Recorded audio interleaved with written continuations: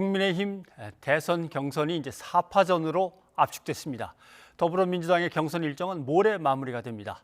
여야의 최종 대선 후보가 조만간 윤곽을 드러내게 됩니다. 김성환 시사평론가와 대선 경선 레이스 상황을 정리해 보겠습니다. 어서 오십시오. 네, 안녕하세요. 윤석열, 홍준표, 유승민, 원희룡 통과. 그다음에 안상수, 최재형, 하태경, 황교안 탈락.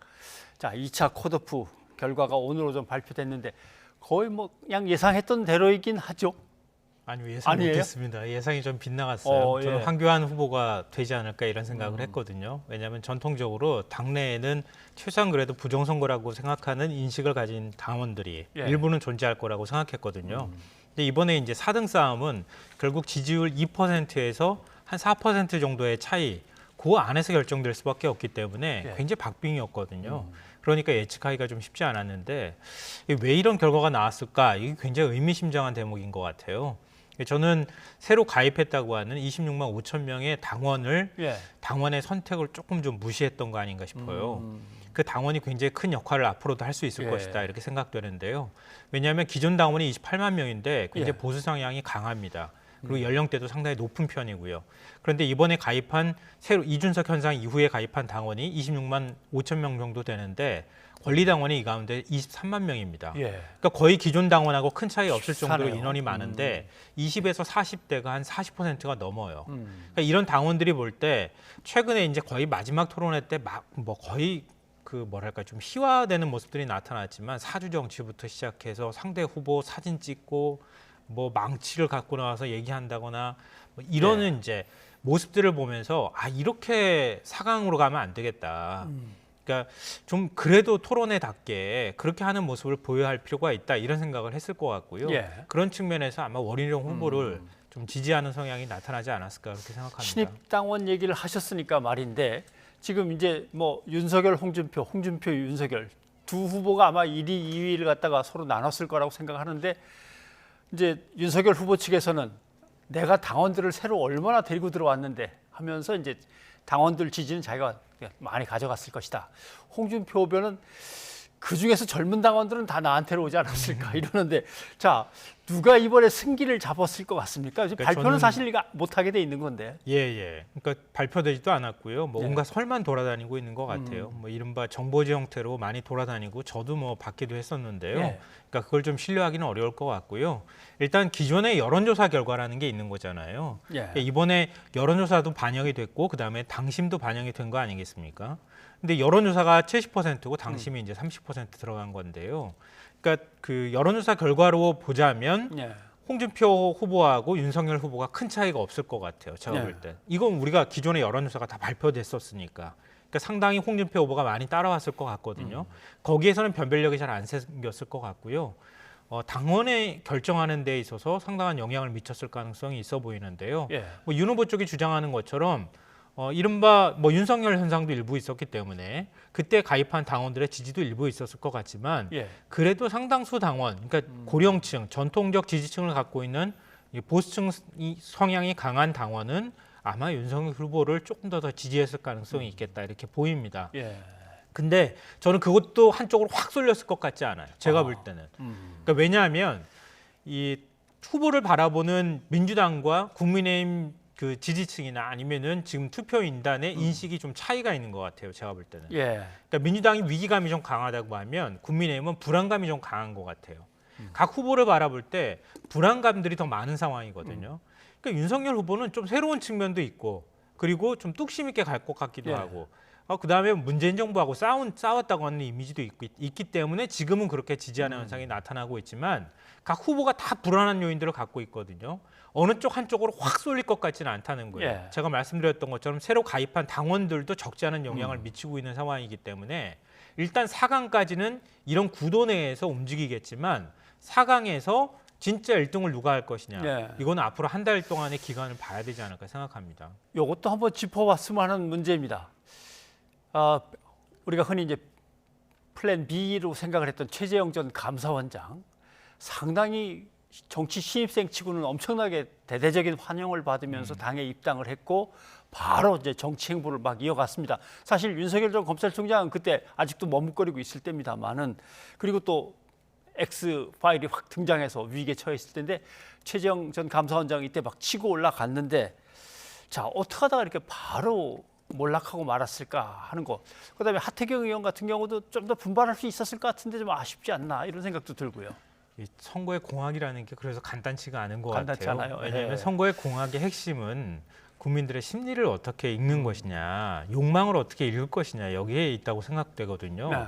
근데 지금 다른 이제 또 이 4강에 오르지 못한 후보들을 보면요, 최재형 후보 같은 경우에는 기대감은 굉장히 컸는데 네. 소문난 잔치에 먹을 거 없다고 막상 정치에 데뷔하고 난 다음에 잘 모릅니다. 그거는 내가 알지 못하는 영역에 관한 얘기라는 식의 예. 그때부터 시작해가지고 끝까지 안정감 있는 얘기를 주지 못했다고 생각되고요. 캠프도 결국 해체하는 이런 모습 보였잖아요. 리더십도 사실은 좀 부족한 측면이 많이 돋보이지 않았나 이렇게 생각이 되고요. 그다음에 황교안 후보의 경우에는 뭐 처음부터 끝까지 부정선거 얘기만 했거든요. 근데 그 앞서 제가 전략 선택을 하기 시작했다고 말씀드렸던 것처럼 그렇죠.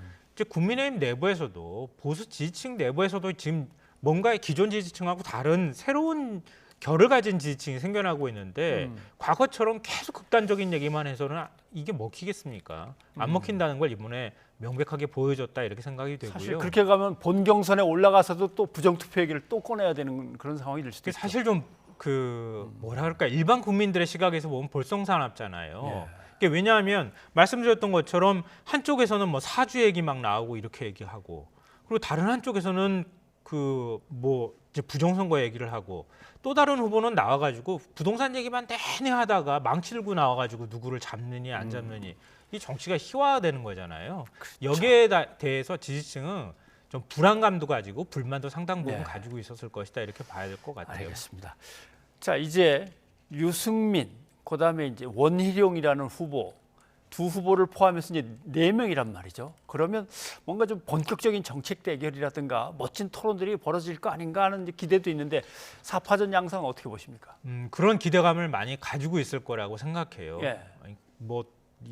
이번에 당내 경선은 당 지지층을 중심으로 해서 관심 있게 지켜보겠지만 일반 국민들도 지켜보거든요.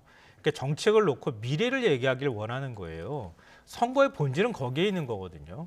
근데 미래는 제대로 얘기하고 있지 않잖아요. 예. 그러니까 제대로 미래를 얘기하면서 그래도 정책 가지고 대결하는 모습들을 좀 봤으면 좋겠다. 대결다운 대결을 봤으면 좋겠다라고 하는 마음들을 갖고 있었을 거라고 보고요. 예. 그래서 원희룡 후보를 집어넣으면 최소한 그런 그림을 만들 수 있겠다. 이런 이제 기대감들이 좀 반영돼 있는 거라고 생각합니다. 네. 자 더불어민주당으로 건너가 보겠습니다. 모레 이제 경선 결과가 발표가 되는데 이재명 후보의 경우 지금 54.9%까지 가 있습니다. 자, 바짝 어떻게든 좀 쫓아가고 싶은 이낙연 전 대표의 캠프 쪽에서는 좀 초조하긴 한데 이제 남은 표수는 17만 표밖에 안 나왔어요, 그죠? 네. 예. 근데 이걸 대세를 뒤집을 수 있을까는 잘 모르겠어요. 오히려 저는 더 강화되는 현상으로 나타날 거라고 생각합니다. 앞서 말씀드렸던 것처럼 후보를 바라보는 시각이 민주당은 위기감이 굉장히 강하거든요. 예. 한번 생각을 해보세요. 뭔가 가지고 있는데 뺏기는 것에 대한 그 상실감이 더 크겠습니까? 아니면은 안 가지고 있는데 뺏어오는 것에 대한 이득이 더 크겠습니까? 상실감이 훨씬 더 큰 겁니다. 그렇죠. 민주당 입장에서는 다시 정권을 되돌려주거나 이전으로 되돌아가면 안 된다고 하는 위기감이 굉장히 큰 거예요. 예. 근데 그런 그 지지층을 갖고 있는 쪽에서 바라볼 때는 이재명 지지 쪽으로 조금 더 쏠릴 가능성이 저는 있다고 봅니다. 그러니까 지금보다 지지율을 더 많이 받을 가능성이 좀 있다고 보고요. 예. 국민의힘은 투표 인단으로 굳이 말하면 당원이 이제 50% 비율이 반영되잖아요. 본선에서는. 근데 그 50%의 당원이라는 게 50만 명 정도 되는 거잖아요. 예. 민주당은 선거인단이 210만 명이에요.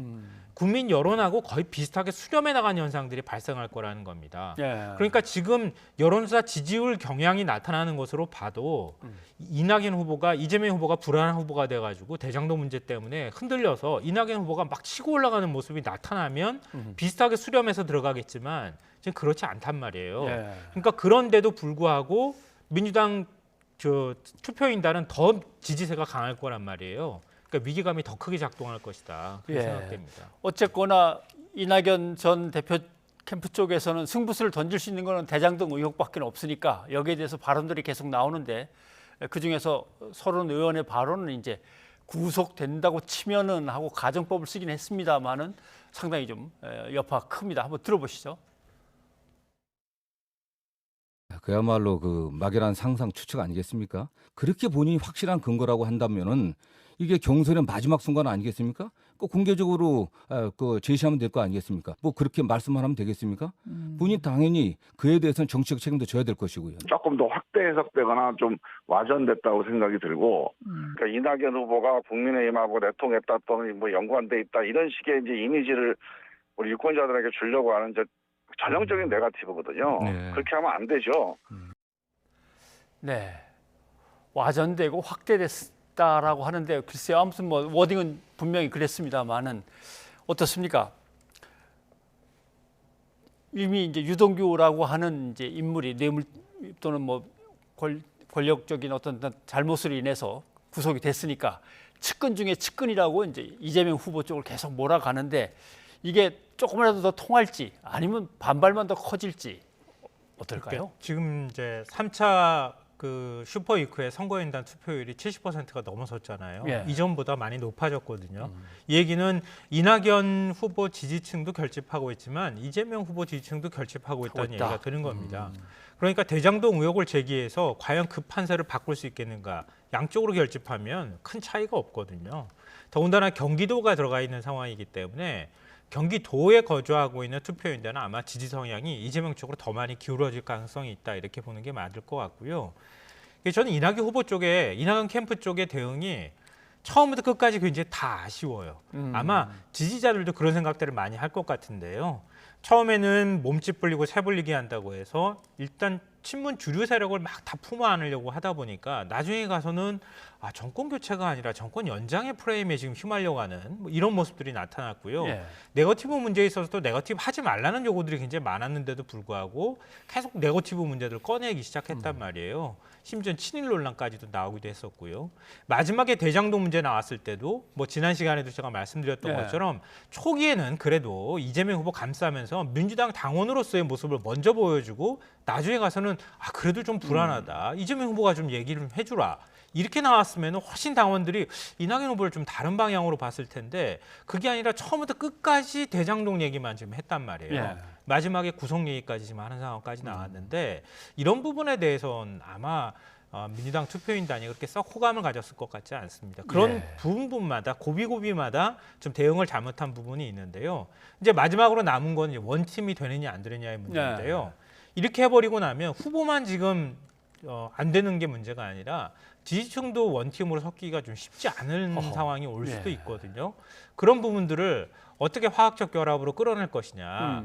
이거는 사실은 이낙연 후보가 아마 장기적으로 정치를 계속한다고 하면 이낙연 후보도 깔끔하게 승복하는 모습을 보여야 하고 이재명 후보도 원팀을 진짜 만들어서 대선까지 진짜 갈 생각이 있다고 하면 나중에 선거 뭐 본인의 손이 버쩍 들리는 이런 상황이었을 때 어떻게 이낙연 후보를 잘 품을 것이냐. 네. 이 부분도 좀 심각하게 고민해야 될 때가 아닐까 생각합니다. 그 고민은 이제 하고 있는 것 같긴 한데 또 하나 약간의 변수가 생겼습니다. 청와대가 엄중히 생각하며 지켜보고 있다. 이 대장동 의혹 사건 이렇게 한 걸 가지고 이제 나름대로 친문 세력의 이제 결집 또는 뭐 이재명 쪽으로 그게 건너가느냐 아니면 이낙연 전 대표 쪽을 계속 지지하느냐 이걸 가지고 서로들 해석이 좀 다른 것 같아요. 네, 저는 꿈보다 해몽이라고 생각합니다. 그래요? 예. 문재인 대통령의 어떤 기질이나 성향상 이런 문제에 나서가지고 민주당 당내 경선에 뭔가 영향을 미치기 위해서 엄중하게 지켜보고 있다 이렇게 말할 스타일은 아닌 것 같아요. 네. 제가 볼 땐. 오히려 국민들이 부동산 문제에 굉장히 분노하고 있는데 청와대는 왜 그럼 다 딴 집 쳐다보듯 하느냐 이런 부분에 대해서 최소한의 책임성을 느끼고 있습니다. 이런 메시지를 좀 주고 싶어서 뭐 엄중하게 지켜보고 있다 이렇게 얘기를 한 것이지 네. 문 대통령이 이게 이재명 후보 불안한데 이낙연 후보 쪽으로 뭔가 힘을 실어줘야 되나 이런 생각하면서 저런 입장을 냈을 거라고 생각하지는 않아요. 예. 일단 대장동 의혹에서 성남시가 애당초 설계를 하면서 초과 이익을 환수하는 데 있어서 미흡했다라고 하는 게 계속 지적되고 있는데 경기도가 여기에 대해서 이제 새로운 것을 갖고 나왔어요. 청렴 이행 각서가 있었는데 청렴 이행 각서를 지키지 못했으니까 이거는 회수할 수 있는 뭔가 조건이 된다라고 하면서 경기도에서 성남시한테 이제 그걸 갖다가 나름대로 공문으로 보냈습니다. 이재명 지사가 물론 강공 드라이브를 건 걸로 보이는데 이거는 네. 효과가 있을까요? 뭐 이것 자체만 가지고 효과가 있다고 보기는 어려울 것 같은데요. 이 부분이 나중에 가서 지금 결국은 굉장히 천문학적인 배당 이익을 받은 거 아닙니까? 그리고 또 분양을 통해서 얻은 이익도 많고요. 그러니까 이런 뭐 이른바 화천대유하고 화천대유 관계사라고 하는 천화동인에 있는 사람들 큰 배당 이익을 가져갈 때 이걸 환수하는 문제가 지금 남아 있는 거잖아요. 그러니까 과도한 이익을 가져왔을 때 환수를 어떻게 할 것이냐. 그 환수에 있어서는 굉장히 중요한 그 어떤 그 근거가 되는 게 될 것 같아요. 그러니까 금품 요구하거나 비위가 있을 경우에는 우리 나중에 가서 배당 받은 거 다 되돌려서 내놓겠습니다. 이렇게 서약했다는 거 아니에요?